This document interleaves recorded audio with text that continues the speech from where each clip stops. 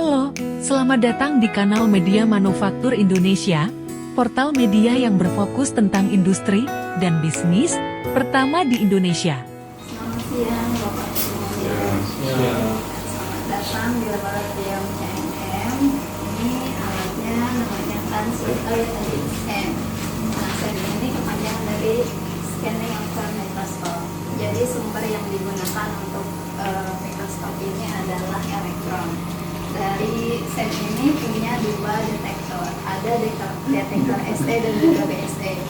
Dari detektor SE, singkatannya dari secondary elektron, itu bisa mengetahui permukaan dari sampel, tinggi rendahnya, kemudian bentuk sampelnya seperti apa. Yang tadinya sampelnya misalkan serbuk ya, ternyata dilihat kelihatan ya bentuknya ternyata ada yang bulat, ada yang misalkan persegi kotak-kotak, itu bisa kelihatan. Kemudian detektor satu lagi namanya BSE, Backscatter Electrode. Dari BSE ini kita dapat informasi komposisi unsur. Kita sempat menganalisa beberapa sampel Fowler analisis. Nah, contohnya yang ini adalah bautnya kecil ukuran sekitar 0,5 cm kurang lebih. Nah, bautnya patah gitu. Itu sebelum pemasangan. Nah, mau mencari tahu kenapa sih bisa sampai patah gitu. Nah, dari sini kita bisa menentukan inisial crackingnya dari mana, kemudian mana yang bentuk patahannya itu brittle, mana yang bentuk patahannya itu ductile.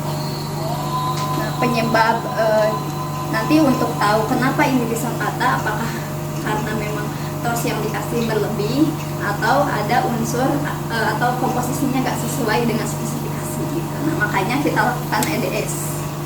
Ini tuh contoh dari sampel yang ada di dalam ini. Kita bisa lihat live di dalam ini sedang live.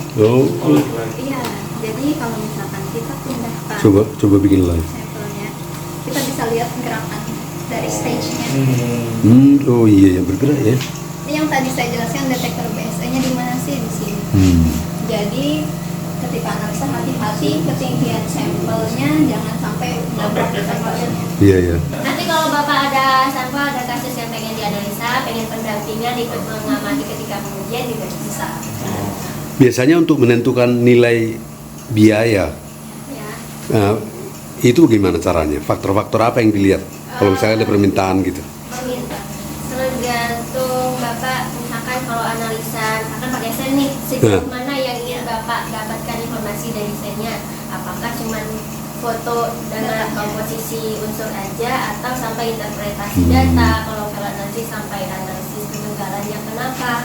Itu akan mempengaruhi harga.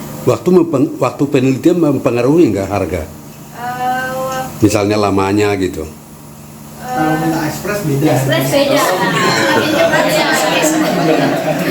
Kita itu yang membedakan kita dari tempat yang lain, Pak. Jadi kita bisa 1 kali 24 jam sama Oh.